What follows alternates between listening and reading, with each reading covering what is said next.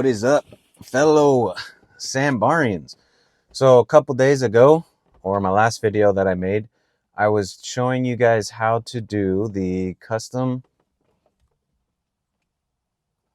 gauge face plate decal from kilometers to miles per hour. And obviously the cluster was outside of the van or the truck. And so it really wasn't that good of a, let's see here.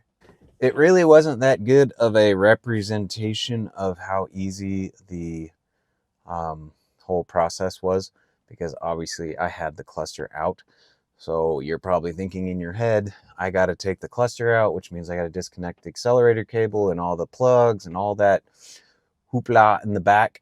So I just wanted to make a video because it had a pretty overwhelming response to people actually wanting it, and sold quite a bunch in the beginning.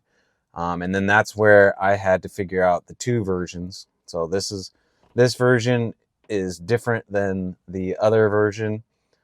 Faceplate is shaped differently, blah, blah, blah. It's all on my website. If you're confused as to what I'm talking about, versions, if you're interested in purchasing one. But I got a bunch of people saying, I would do it, but I don't want to rip the cluster out, blah, blah, blah. So I thought I would make a video to show you that you don't have to actually take the cluster out of the car. You can leave the cluster in and do it with it all attached and cables and wires and everything. Basically, you're just removing the front half of the cluster, and then you put the decal on and put it all back together. And I wanted to show kind of the process. So if you're on the fence of wanting to do it because you want something custom, but you're like, man, that's a lot of work for a silly sticker, it's really not that bad. I was able to do it, and I'm pretty lazy when it comes to doing stuff that's technical. And I figured out how to do it from the front. So if I can do it, I'm pretty sure you can do it too.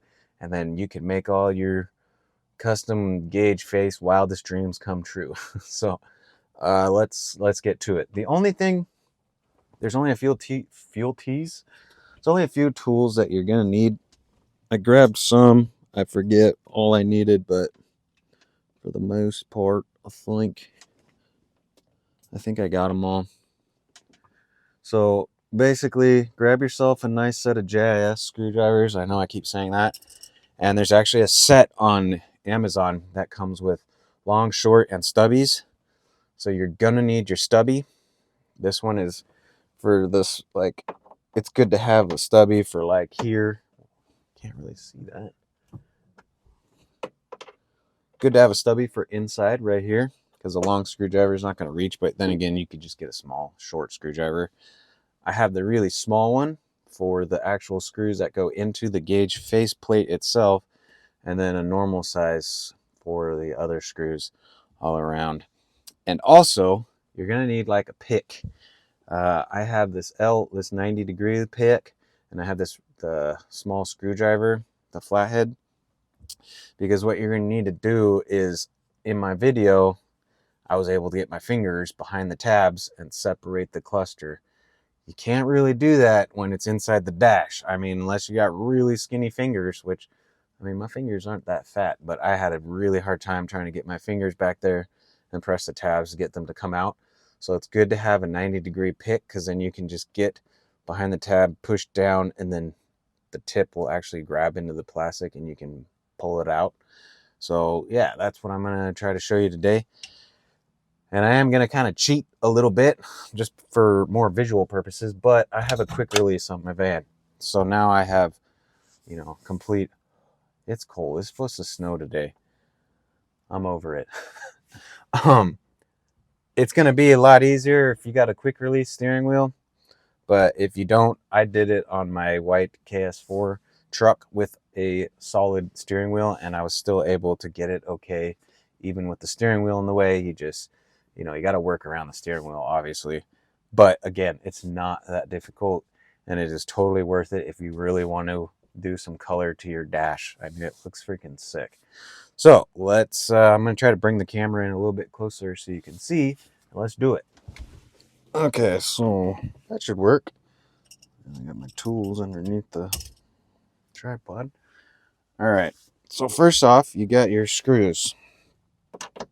So there are 2 up top.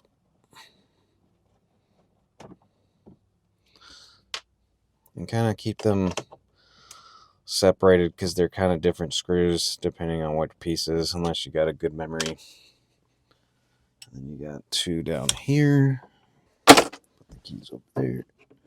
There's 1 screw over here. So obviously that's going to remove the front trim. And be really careful. It's good to have some magnetic screwdrivers because you don't want to drop any screws back behind the dash, because I can't imagine that's going to be a whole lot of fun trying to find those screws once they end up behind your cluster and forever gone in the abyss until you hit a pothole and it bounces out. Okay, so now the next spot, let's see. It's kind of it's kind of easier if you just unmount the whole cluster. So there's 4 more screws on each, 2 on the bottom, which these ones are longer. So just remember, I'll go long bottom. Just remember long bottom. So long on the bottom and shorts on the top. Okay, so we got those 2 out. Now we need our short stubby again to remove the top, these top pieces. The patitos are loving the rain. It's actually like a rain snow. Can't quite figure out if it wants to rain or snow. That's really weird. These are 2 different screws. I didn't realize that before. Okay. So now the dash should come out freely. And the clear part, I guess I didn't put the clear part on good enough last time, which I couldn't even tell, because that's just going to come right off. So there's tabs, and this is what I mean. It's hard to get behind these tabs, so because they lock into this black trim piece. So if you can take a pick, and when it's locked in there, you can push down on the tab and then pry it out. Whoops. Probably don't want to scratch the plastic dingus. So that won't happen if it's behind the pocket, because it can't slide like that. But I'll probably clean this thing because it's really, really dirty. Might as well clean it since I have it out. And then now this back one, there's 2. Okay, so there's 2 screws. There's also tabs, but there's also 2 screws on the very top. It's really hard to see in here. It's dark. It's a lot easier if you're in a lighted garage or something. One of these days I'll have a garage. Oh, okay. So this screw was actually, I got the screw switched. And mainly because it was dark and I can't see. But the screw I used up here was actually for the screw on the bottom. So we get these 2 screws out from the top. Again, being careful. It's like operation. Don't want to lose those screws by hitting anything. So now this black trim piece on the front should come off by depressing the little tabs. So that's where, if you can get your finger back there, great. I can't really. So I'm gonna use the old picker.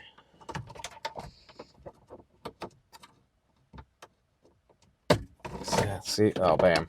It's already loose from the first time, but like I said, just push on the tab in the back and then pull it out with the pick and it pops off. So now, cluster is still in the dash. I didn't unhook or unplug or do anything. Obviously, don't yank on your cluster because you might actually end up unplugging something. Sorry, I didn't realize it's like a slight angle. You can't really see right there, but you get the idea. You got 1, 2, 3 tabs on top. And usually by the time you release those 3 on the top, the bottom 2 come out really easily. But if they are stuck, again, you can use a little pick and press on the tabs and pull it out. And now would be a great time to clean stuff, because It is kind of sealed, but dust still kind of accumulates in there, so I'll probably clean everything before I put it back together. But everything is just a couple tabs, and then obviously I showed you the two screws. But yeah, so there's the two Phillip heads on top, and now we have access to our gauge plate face. So let me get the camera. So once you're to this point in your life and you're questioning all your entire existence, you're going to want to grab your little screwdriver, which is a little one, to get these little tiny screws. I'm not actually going to take it off because I don't need to take it off, but it's two screws and it's sitting on these two little holes just so you can line it back up again when you put it back in. And to get the needle off is exactly how I showed on the other video. I got a little like crowbar trim piece tool and popped it off. Don't be trying to twist it around because I don't know if that's going to mess anything up. Oh gosh, like that. I just hit it and made it go wonky. Okay, so like I said, take your little trim piece. I was having a moment there for a second. Take your trim piece, pop the needle off, get behind the base. Don't pry up on this part because it's really thin and you could break the needle.